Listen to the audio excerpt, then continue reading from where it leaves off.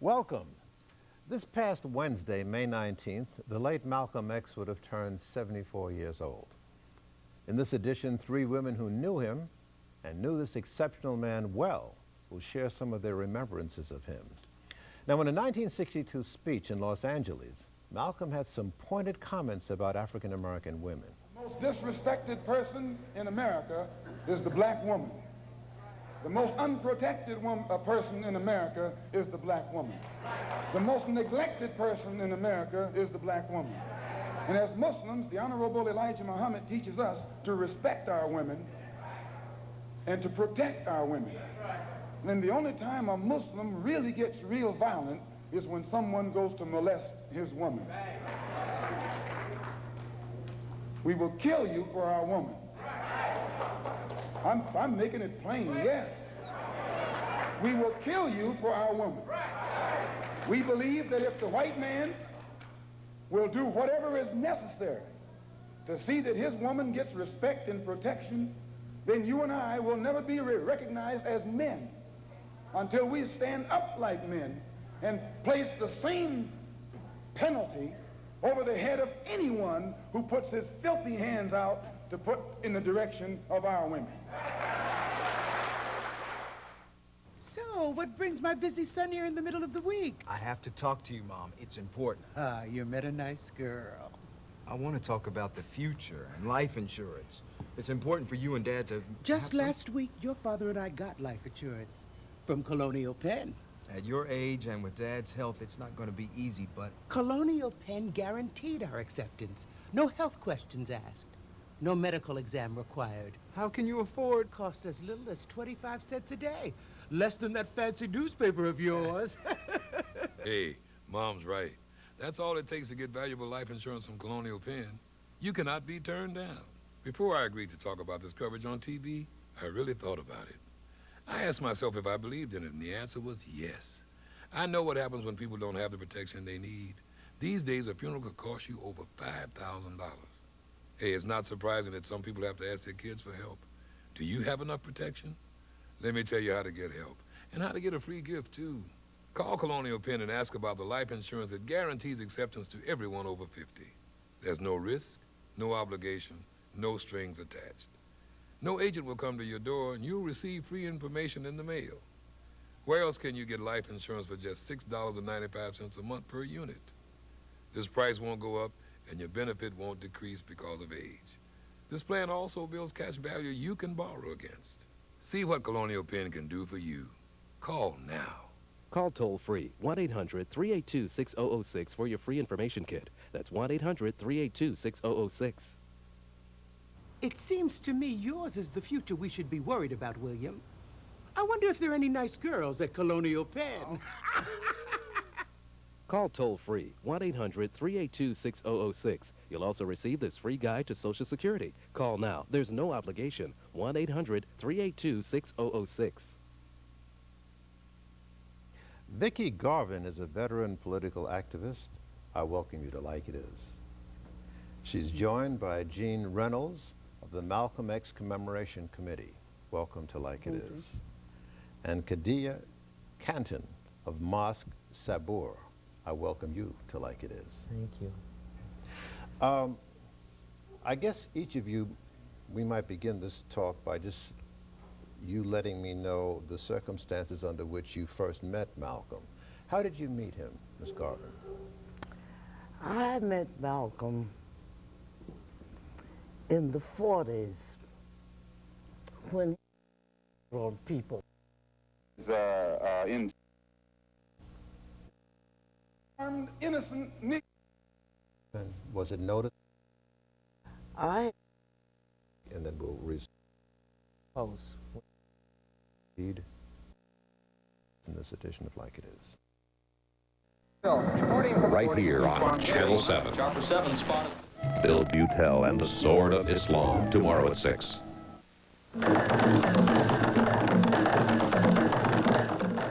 Welcome. This will be a continuation of our discussion with 4 young African Americans who are involved in historical research. We've edited in video clips to give illustrative emphasis to some of the points they make. Our purpose is to provide information and show our youth in a positive light for a change. We'll get started presently. In a lifetime of achievement and triumph, there must ultimately be a best and last performance. Ladies and gentlemen, Ringling Brothers and Waterman Baby Circus proudly presents the greatest animal trainer of all time, Gunther Gabriel Williams. This is the farewell tour of Gunther Gabriel Williams, your last chance to see him perform in the greatest show on earth. The Golden Legacy series on Black history. It's the most popular. More than 9 million have been sold. Golden Legacy's 16 volumes are fully illustrated in full color and written for the education and enjoyment of both youngsters and adults. So call or write to order now. Send a $24 check or money order for all 16 volumes or $45 for the hardcover edition. To Fitzgerald Publishing, 442 Wolf Hill Road, Dix Hills, New York, 11746. You're attacking a subject. Do you read everything that was written about the subject and then move out on your own? Are you sensitive to bibliographies, and do you pursue bibliographies? Or, given what you said about distrusting bibliographies, how do you go to original sources? Let's assume we're talking about the civil rights era, which is recapturable. Do you go straight to the sources and that's it, and forget about any peripheral reading, or what do you do? I think most of us do a little of both.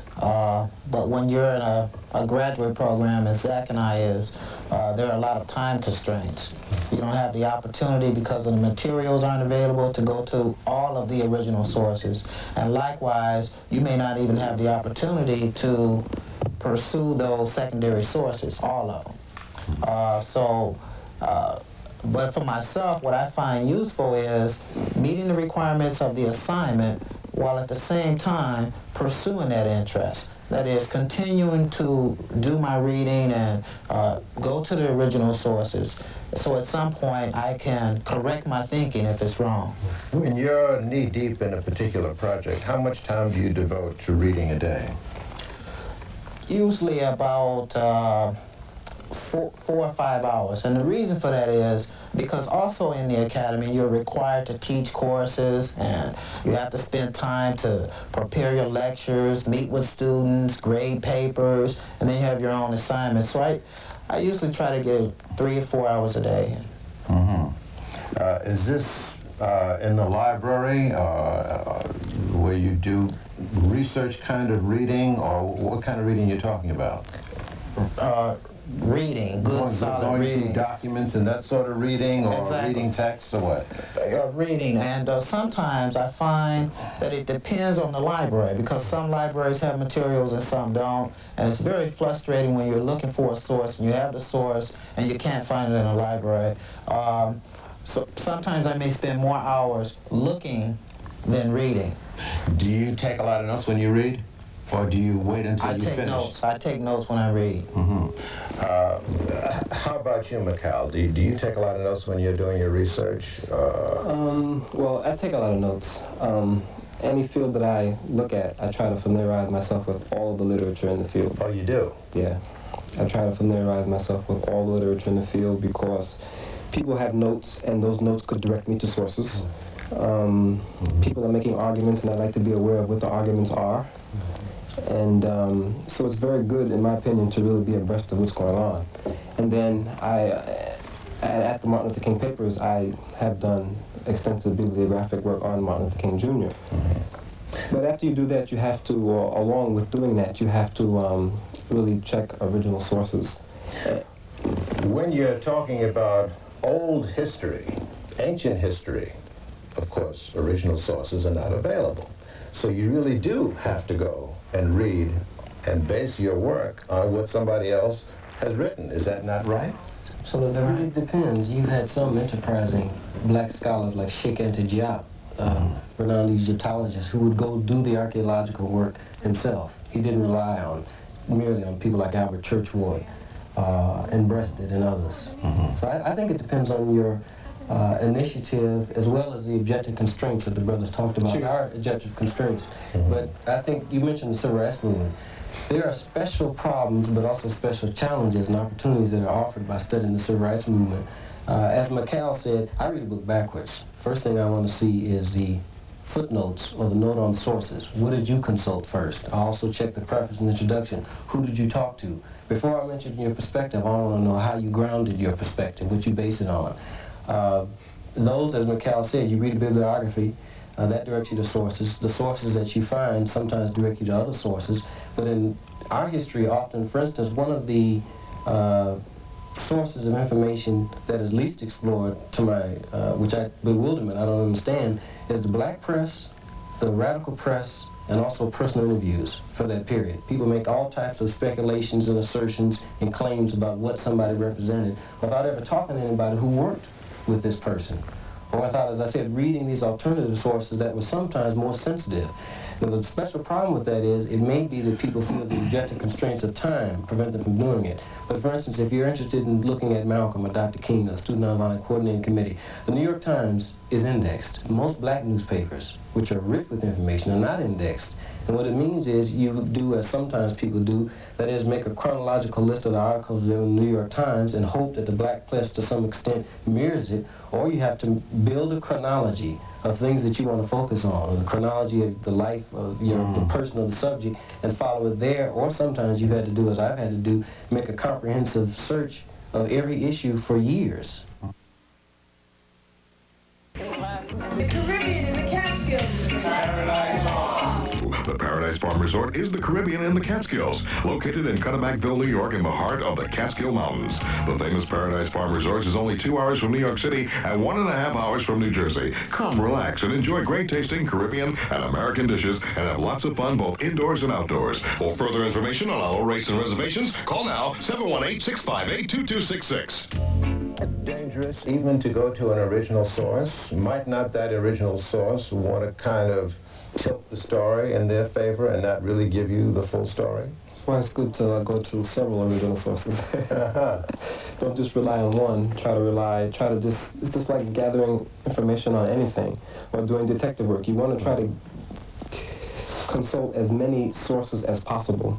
And every time you have a source, you have to assess the credibility of the witness. You have to say, well, this person is the brother of the person that I'm studying. This person is the sister of the person that I'm studying. How reliable is their testimony? This person was an adversary. This person was here in the organization. So you have to kind of weigh that all together.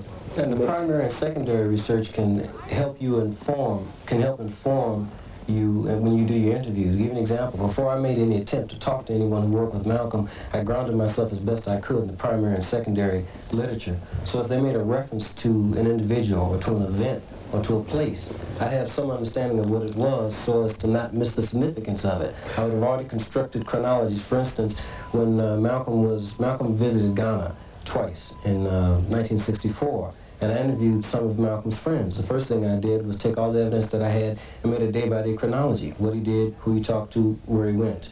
And because I found that often people have very rich and vivid memories like Maya Angelou, but inevitably through time, sometimes things can become blurred. For instance, in Maya Angelou's, the last installment of her autobiography, Malcolm made 2 trips to Ghana, and she fuses the 2 trips into 1 trip. And I'm sure she didn't intend to do that. As I said, that's natural. But as I told her, because I provided her with some historical materials later, is that I basically try to build the structure, like bookshelves, put it in context, when it happened, where it happened. But you have the books, you have the substance. For example, for a point of reference, let's talk about something that all of us in the audience would know. The Montgomery boycott, the bus boycott, and the Rosa Parks incident that sparked it. In particular, the Rosa Parks incident. How would you attack that? Just to tell the audience, as a researcher, historian, how would you attack documenting that story? Who would you talk to? Well, after Rosa Parks, of course. Yeah, the first thing I do is consult all the interviews and statements that I could by Rosa Parks to see what the general version is, if there are discrepancies between versions, and then I'm going to start trying to understand the context that it happened in to see if there's something that perhaps wasn't asked or wasn't explored. One of the things that needs to be explored more now is police files. I'd like to see what the police report said. You check with people and ask them, did you keep personal diaries? Or did you perhaps, in the heat of the excitement of what was happening, write a letter to someone explaining what was happening and see if I can track down the correspondent to whom the letter was directed? Okay, Ronald, what would you do? Some of the same thing. I try to find out some of the other people that was involved in the movement and maybe have some oral histories and try to confirm these stories to, and, you know, do some cross-references to check the story to make sure that it's accurate. Sure. Several things. I think one of the things that I definitely want to do would be to see where does Montgomery fit into the larger context of the South, and of course in the larger context of the United States in general. I would also be interested in finding out, you know, what role did the African church play in all of this? Obviously, we now know that the church, you know, was destined to play a major role in all of that. Also, white business leaders. You know, what role do we find white business leaders? You know, either through their diaries or through the press or just through oral histories. You know, what are they saying about all of this? You know, and therefore, how is that going to impact on the you know, the boycott, and then ultimately the end of the boycott? These would be some of the things that I think we definitely have to deal with. And this is before going to the primary source, which would be Mrs. Parks. You would just be doing this to get yourself ready to approach her, I would take it. Well, no, for the most part, you know, what was going on in her mind? Why, you know, what sparked you to do what you did? Certainly that has got to be the key to any discussion of the... Of all the Japanese cars serviced by AMCO dealers, half drive away not needing a new transmission. Luck? Skill. To spot the small problems that look like big ones takes experience, and lots of it. In fact, to find a transmission specialist who's fixed more Japanese cars than AMCO, you'd probably have to take your car all the way to Japan. And they don't offer towing.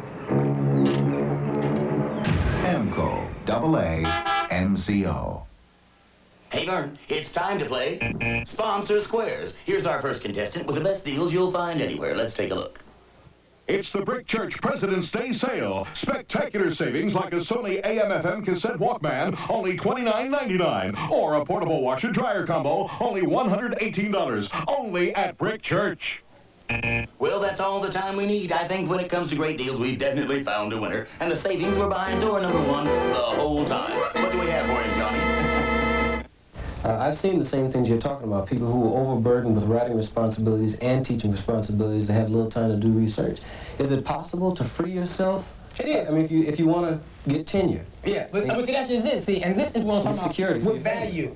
This is what I'm talking about when I talk about value system. In other words, one of the things that we have done, my wife and I, is we've accepted the fact that because we are who we are, and we say what we say, and we write what we write, we don't even play with this tenure stuff. In other words, we don't even, we don't feel that job security is something that we're ever going to have, not working within the academy, because we understand the sickness and the illnesses, the deformity, if you will, of the academy. So we don't even play with that. And what that does is it frees us to basically do the things that we need to do without the constraints of whether or not I'm going to get a promotion or are they going to give me tenure and all this stuff. We don't even play with that. We can be fired tomorrow, and that's fine. And so what I'm saying is that's something to me, people who do in fact get involved with the academy, you know, if we were to use that term, you know, I think that we have to lay, you know, guidelines, principles, and live by them instead of just playing, you know, in other words, it's an age-old game. Our teachers did it, you know, and therefore they expect you to do it. I'm having problems at Howard University right now for that very thing. But see, my universe and their universe is not the same. You did what? I left Howard because of exactly, you know, and to me, see, that's BS, you know. Well, yes. Okay. No, nothing, go ahead. I have a responsibility to put 3 square meals on the table each day. I have to look out for my family. There's nothing wrong with me securing a base for myself. It is important for me to achieve tenure, because then, if I have that as a base, then I can go ahead and take care of business. But see, that's been the age-old argument and stuff. But the problem is, where does it stop? In other words, once you got tenure now, in other words, the pressure, you know, if you bow down to these pressures, it's not going to stop now because you got tenure. And in fact, that's why so many people now, I mean, we got people with tenure, you know, going to an early grave, but they've been playing these games for so long. And if it's, you know, and if it's not the tenure game, now they're playing, you know, games dealing with the conferences. You know, you have to attend the conferences or with the publications in order to gain respectability. What I'm suggesting is that we have to redefine boundaries and redefine that which is important. And can I add something? And I'd like to add that there's nothing wrong with someone. I don't have any problem with sending someone a copy of my paper or something like that. What I do have a problem with is that if the person reads my paper and finds some insight into the paper, that they at least have integrity enough to cite me, that they got this information from Ronald Stevens or whatever it is, as opposed to taking the idea and making the idea their own idea. Sure. And see, that's one of the deformities of the system as it is right now, you know, the fact that people will, in fact, do that. Some will. Of course, we're back to value system. You know, it's interesting for a discipline that is scholarship, the disciplines of scholarship with such high values, I've seen very little honor, as you're pointing out, among those who practice it. And I think, objectively, you really cannot, in most situations, trust that if you share information or open yourself up, sometimes even discussion over the phone, that won't be taken. You're a doctoral candidate, Zach. Don't you really have to bend in that pursuit? Yeah, but see, that's just it. See, it depends upon what your values and what your principles are. My wife and I have also accepted the notion that it may well be that we may never obtain a doctorate degree in this society, but we live with that. And therefore, we're not going to compromise things that are important to us. We just won't do it. How does one determine, doesn't the thesis have to be approved by the board at the university where you're a candidate? Don't they have to give it their blessing before you can even proceed? Right, a committee is what you're talking about. All right, and might that committee be insensitive? Yeah. Or politically at odds with where you're coming from or want to go? Yeah. Sheikh Anta Diop, the reason that he did this first book, I believe The Origin of African Civilizations, is because his doctoral committee gave him so much trouble. What he was trying to show was the African character of Egypt, and they gave him severe problems. He finally ended up having to publish it on his own. They're called gatekeepers. And this is one of the problems that I had with the Academy, is that people have certain vested interests that they have to protect.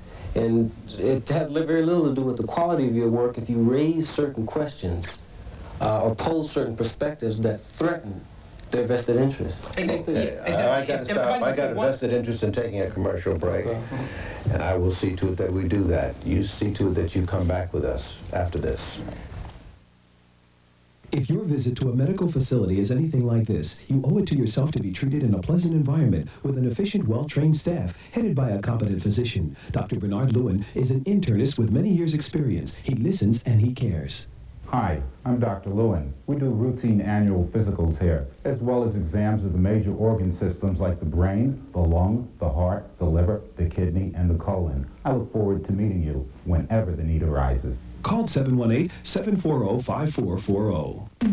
If you haven't shopped consumers, you're paying too much, especially during our 3-day Washington's birthday sale. Get this 14-karat gold chain and bonus bracelet for just $49.99. This Olympic-sized ski machine is $29.99. Hoover's Elite Upright Vacuum is $59.99. Panasonic's wet-dry men's rechargeable razor is $54.99. Sound Design's electronic clock radio and telephone is $24.99. And Sony's dual stereo cassette recorder is $119.99. So come to Consumers or Consumers Express for our 3-day Washington's birthday sale. This is the school no one cared about. We are in a state of emergency, and my word is law. These are the kids no one wanted. And the law said, do whatever you have to. This is the man who's giving them all an education. Morgan Freeman stars in the true story of Joe Clark, from the director of Rocky and the Karate Kid. Lean on Me, rated PG-13. Special sneak preview Sunday, February 19th. Check newspaper for theaters. You're looking at New Jersey Potemkin's $50,000 cash machine. This week we'll beat their deal on any new Chevrolet, or you can keep as much of the $50,000 as you can grab in 90 seconds. We'll beat their deal on any new Mitsubishi, or I'm going to put you in this booth for 90 seconds with $50,000 cash. You got the power at Potemkin.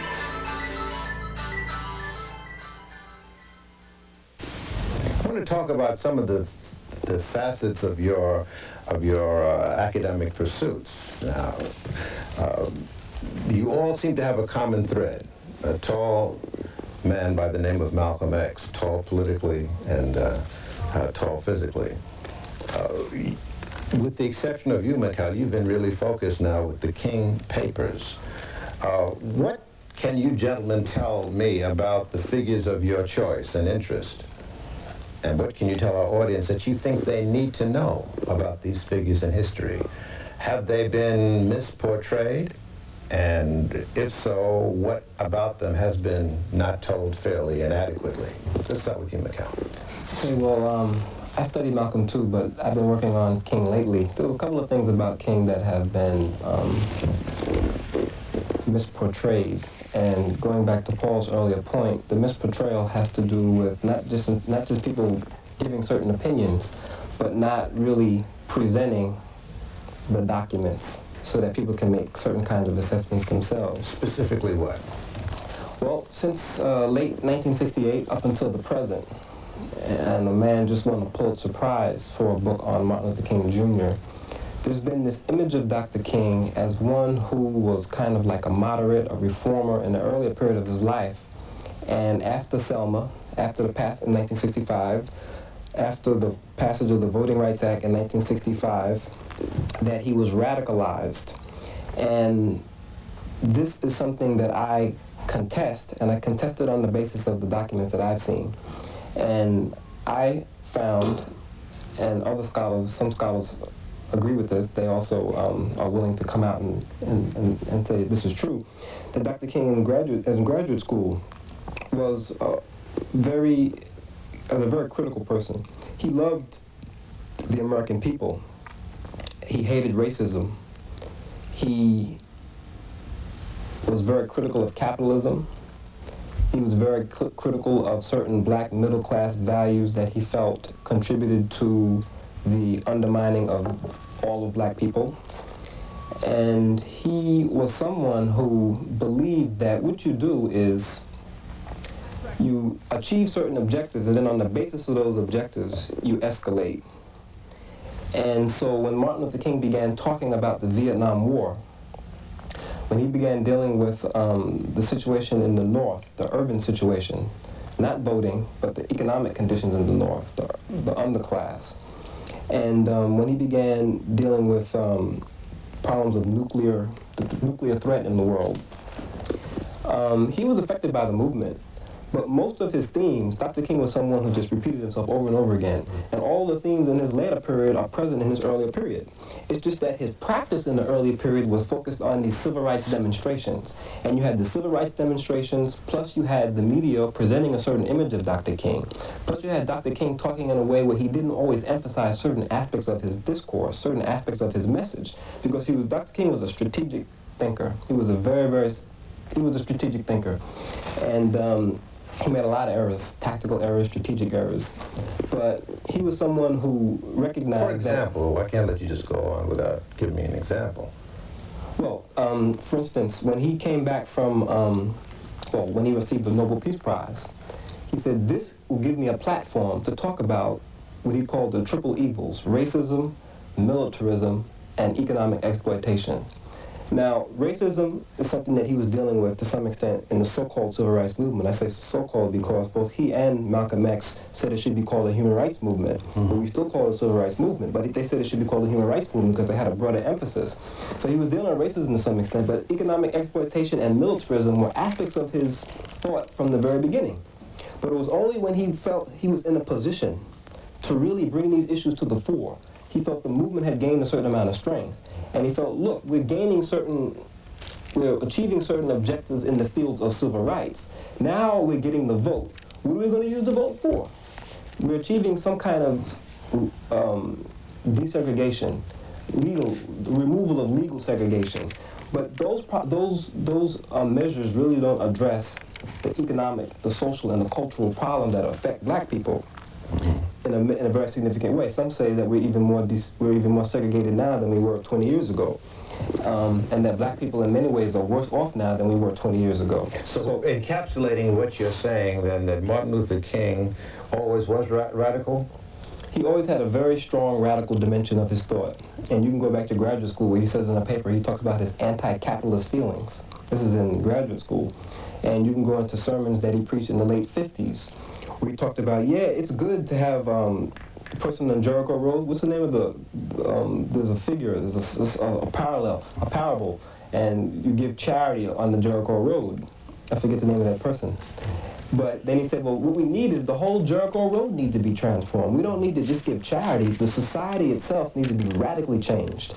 So that's a very important aspect of King's thought that's not really emphasized. Another important aspect of King's thought that's not emphasized, in my opinion, is people focus on so-called integration. Martin Luther King, he emphasized Exodus too. Although when Martin Luther King emphasized Exodus, and he talked about black people as being enslaved in Egypt, and he talked about the white power structure as being Pharaoh, and he talked about us having a mission to move from a condition of oppression toward the promised land, he was drawing on traditional imagery that's deep in Afro-American culture and Afro-American consciousness. But for Dr. King, Exodus didn't mean a physical separation from America.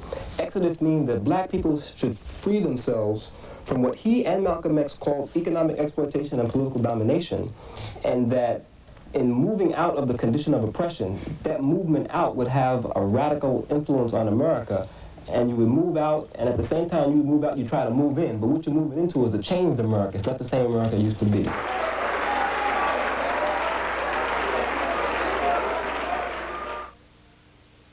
It's an insult to my intelligence and intelligence of every Negro to be told that if somebody is standing on my neck, Mr. Mao or Mr. Kosygin from Russia will have to come over here to remind me that somebody's standing on my neck. Isn't that an insult?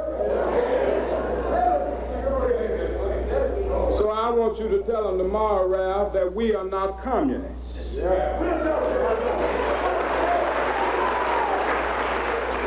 And the reason we are caught up in that tragic, evil adventure in Vietnam is because of our morbid sickness about communism.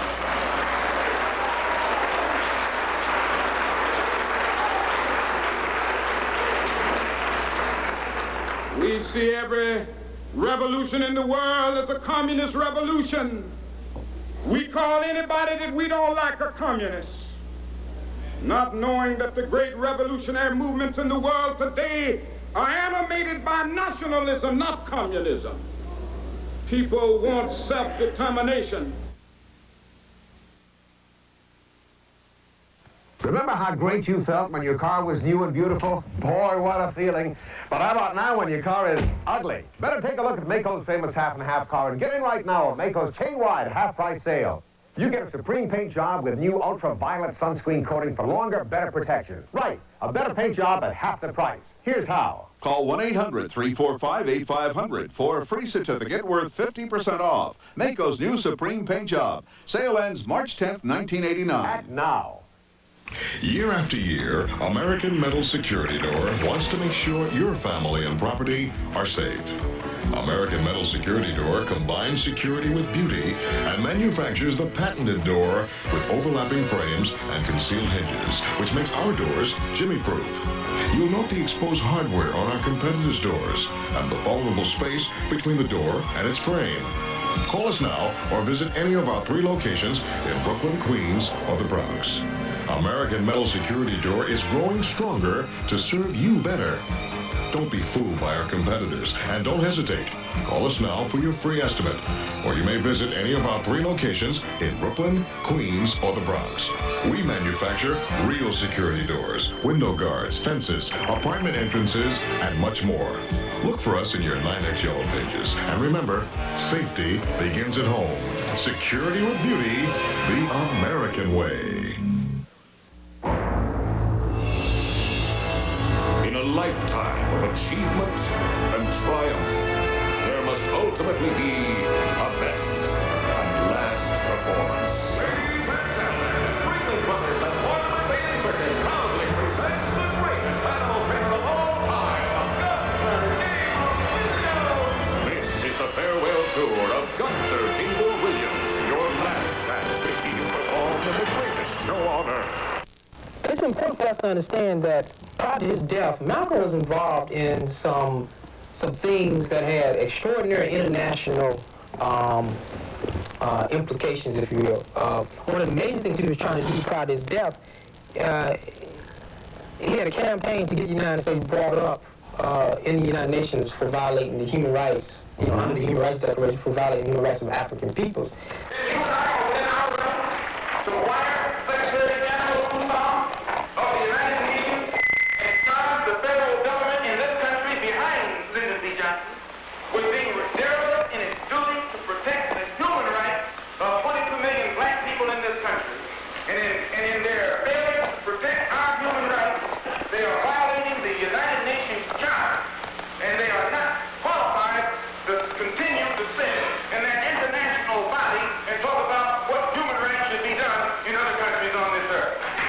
And the FBI documents, as well as CIA documents, are very clear that the United States government had a lot of problems with that, and that it was something that, would have basically jeopardized the United States position as the so-called leader of the free world and all these other things. So that the end result is that we need to realize that beyond various members of the Nation of Islam, because obviously Malcolm had enemies within the Nation of Islam, that's clear. But beyond members of the Nation of Islam, we need to realize that Malcolm also had international as well as national enemies who wanted to take him out. So that when I study Malcolm's assassination, I have to open it up. In other words,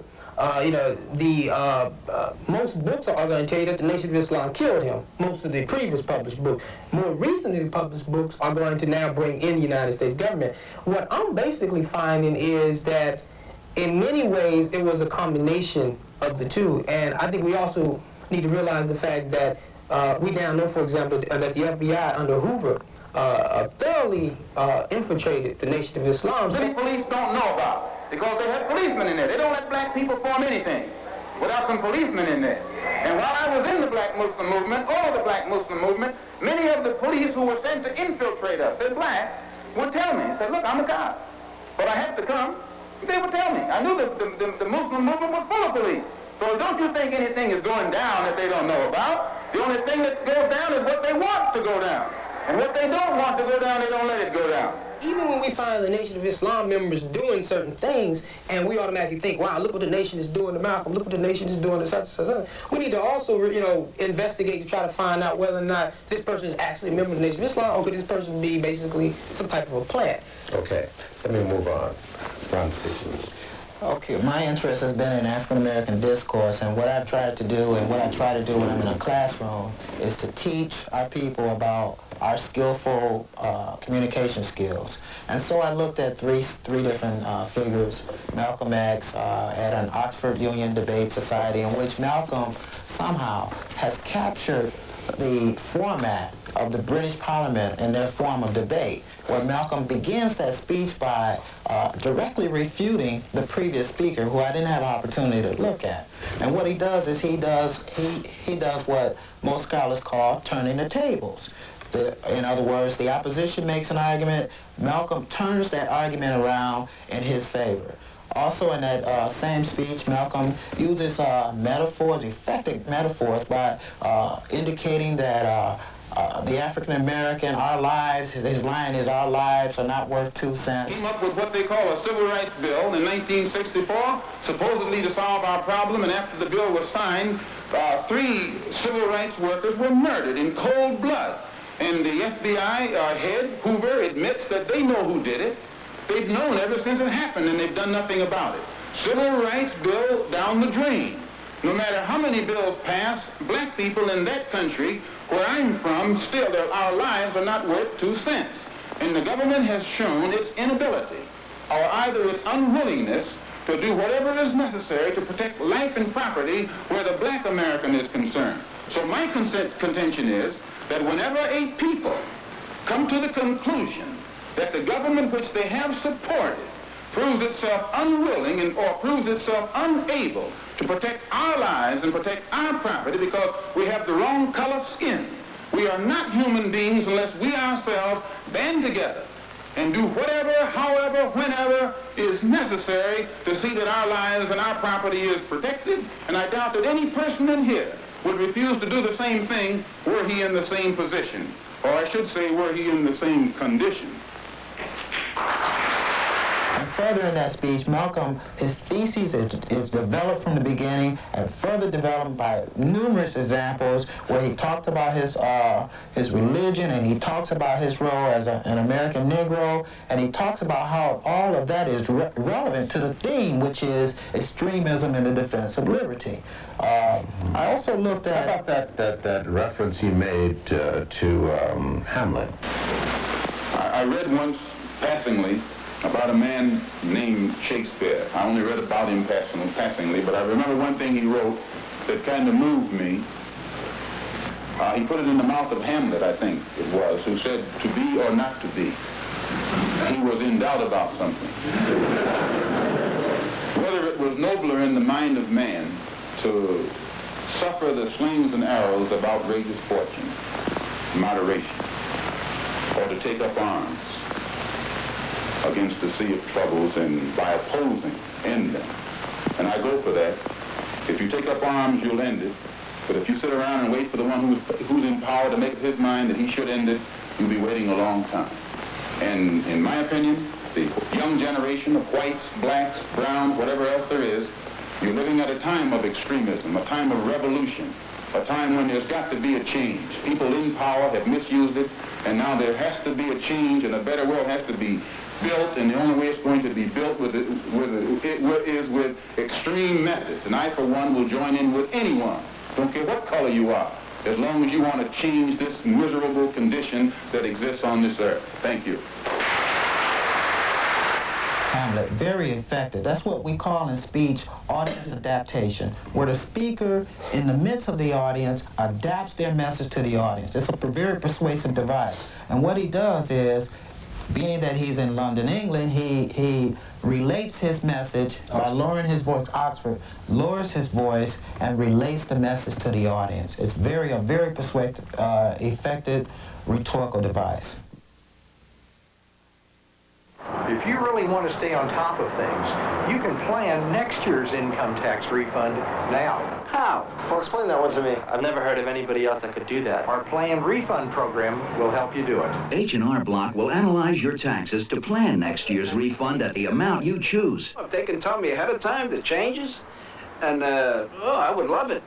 I would love it. Ask for the planned refund program only at H&R Block. And plan your next year's refund now. Okay, let's go for it. My name is Bert Fitzgerald, and I publish the Golden Legacy series on Black history. It's the most popular. More than 9 million have been sold. Golden Legacy's 16 volumes are fully illustrated in full color and written for the education and enjoyment of both youngsters and adults. So call or write to order now. Send a $24 check or money order for all 16 volumes, or $45 for the hardcover edition. To Fitzgerald Publishing, 442 Wolf Hill Road, Dix Hills, New York, 11746. Hey, Vern, I've definitely got the latest and greatest in big-time news. Brick Church is having a giant clearance sale. That's right, Vern. Them boys have got more appliances and electronics than you can shake a stick at, and great deals during Brick Church's giant clearance sale. And, Vern, this clearance must be something really special to have a big sale named after. Know what I mean? It's the giant Brick Church President's Day clearance sale. All week at Brick Church and Brick Church at TSS. You're looking at New Jersey Potemkin's $50,000 cash machine. This week we'll beat their deal on any new Hyundai, or you can keep as much of the $50,000 as you can grab in 90 seconds. We'll beat their deal on any new Jeep Eagle, or I'm going to put you in this booth for 90 seconds with $50,000 cash. You got the power at Potemkin.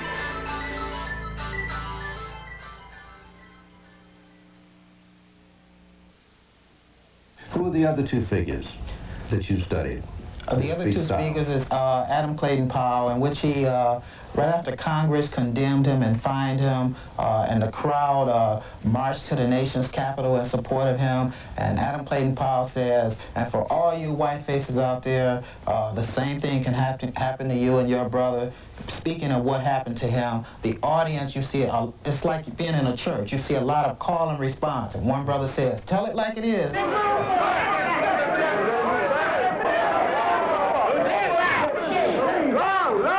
And for you white faces out there, the same thing can happen to you or your brother. In another speech in your documentary, Adam is giving a speech about his role as a congressman, his role, his having an education, and he says, well, you may think that this doesn't mean anything, and etc. Speaking to the audience directly, very personal, and he says, what's in your hand? What God has given you, and asks a series of rhetorical questions, and it's so effective because of the tone that sometimes it sounds like a question, sometimes it sounds like a statement, in which he said it. And you see his hand, and you see how he balls his fist up to symbol power, and how that reinforces his voice as he is up and down, and you see how he holds it out, and then finally he holds it all the way out, and he constantly asks, what's in your hand? Young slave boy stood one day before the greatest ruler of his day. And God said to Moses, what's in your hand? And Moses said, Lord, only I've got a stick, that's all. He said, well, let me use what's in your hand. And God used that slave boy with a stick in his hand to divide the Red Seas, march through a wilderness, bring water out of rocks, manna from heaven, and bring his people to freedom land. What's in your hand?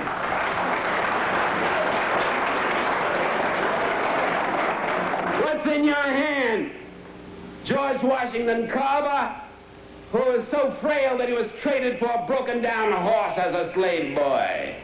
And George Washington Carver, sitting in the science laboratory at Tuskegee, told me, he said, Dr. Powell, he said, I just go out in the fields each morning at 5 o'clock, and I let God guide me. And I bring back these little things and work them over my laboratory, and that man did more to revolutionize the agricultural science of peanuts and of cotton and sweet potato than any other human being in the field of agricultural science. What's in your hand? Just let God use you, that's all. What's in your hand? I've got a string in my hand, that's all, and I'm flying a kite. And way up in the heavens, lightning strikes it. And I, Benjamin Franklin, discover for the first time the possibilities of electricity with a string in my hand. What's in your hand? Little hunchback sitting in a Roman jail? I haven't got anything in my hand but an old quill pen, but God says, write what I tell you to write. And Paul wrote, I have run my race with patience. I've finished my course. I've kept the faith. Henceforth there's laid up for me the account of. What's in your hand, little boy? All I've got is a slingshot.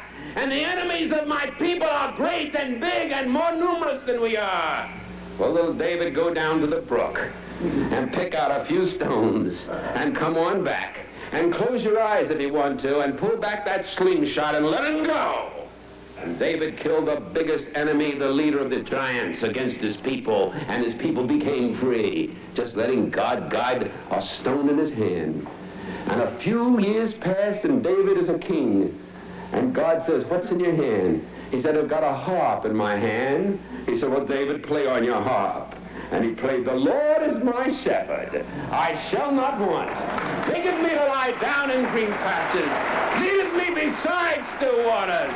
Yea, though I walk through the valley in the shadow of death, I'll fear no evil. What's in your hand? What's in your hand? Man hanging on a cross. I've got 2 nails in my hand. Father, I stretch my hands to thee. No other help I know. If thou withdraws thyself from me, whither shall I go? And that man, with 2 nails in his hand, split history in half, BC and AD.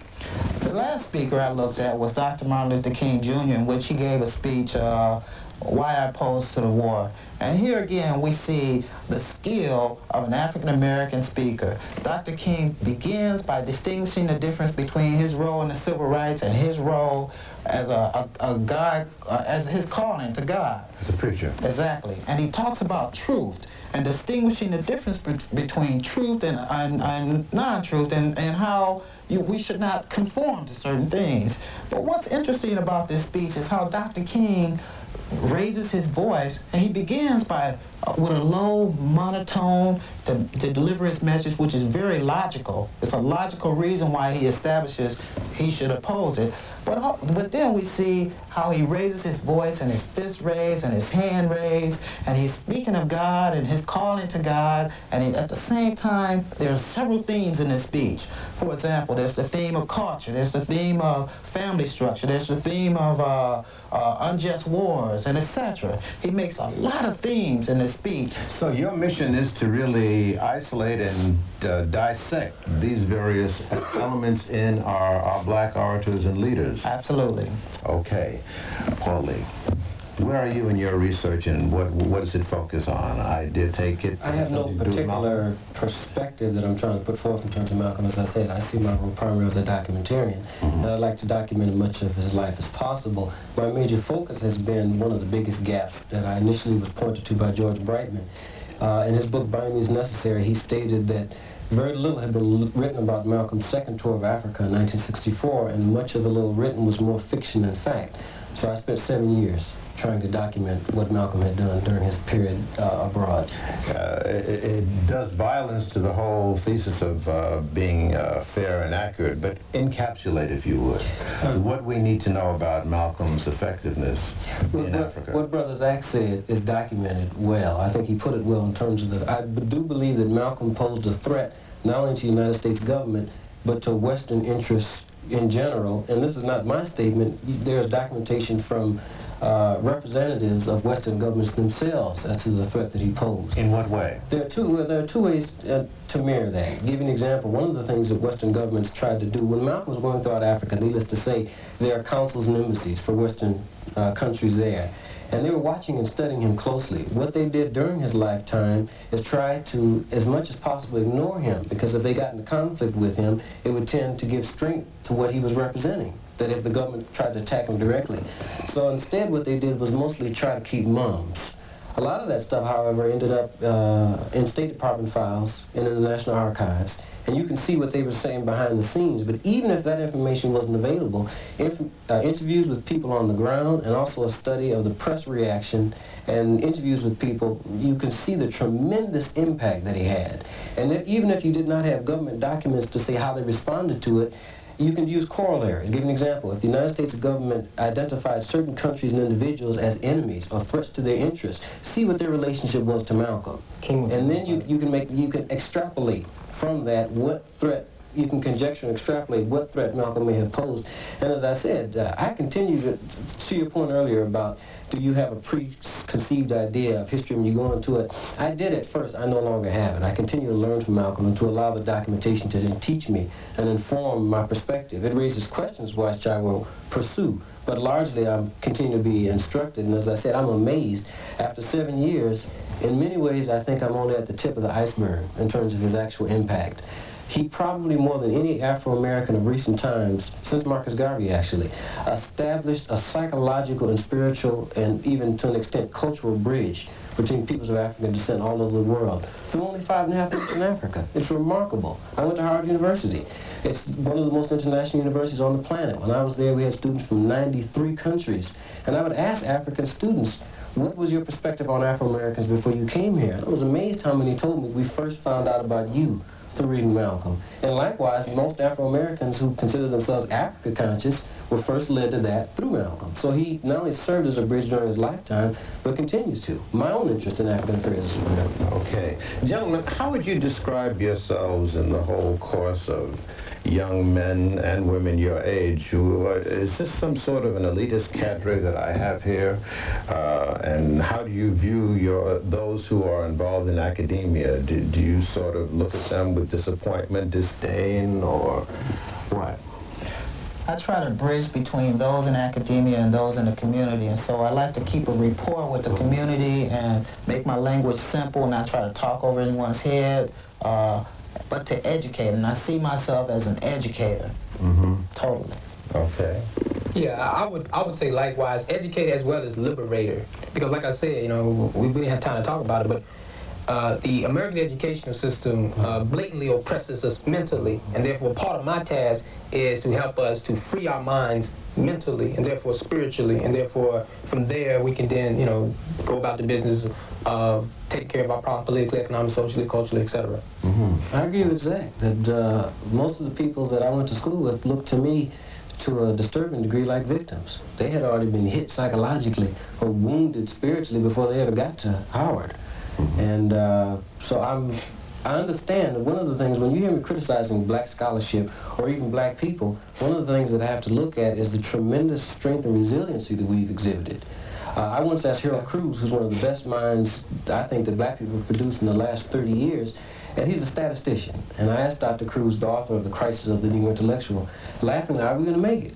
Then after I asked, my stomach sank because I said, oh no, he's going to answer. And he looked at me thoughtfully and said, it's doubtful. But he added right after that, he said, if you look at it statistically, we shouldn't have made it out of slavery. So the very fact that black people are existing right now, that we've been able to maintain ourselves, gives me some idea of the tremendous forces that are arrayed against us. But I do think that those forces sometimes forge people like a diamond is forged. And I think all these brothers right here are part of the diamonds that we forge, and I keep my eyes open for those. Try not to worry too much about the others. But as I said, I think that there's going to be some new departures coming forth in the next few years, and I think these brothers will all be a part of it. And I think together we can hopefully have some kind of impact, but we're really going up against a monster, actually. Exactly. And so my concern is to learn from the sources and to learn from black people, because no matter what we've been through, we're still a very resilient people. We're still very creative. And we're still very crucial to the strategic interests of this country. And I think at some point in the future, black people will be confronted more with making certain decisions about their own lives and about the future of this nation and this world. And I want to teach.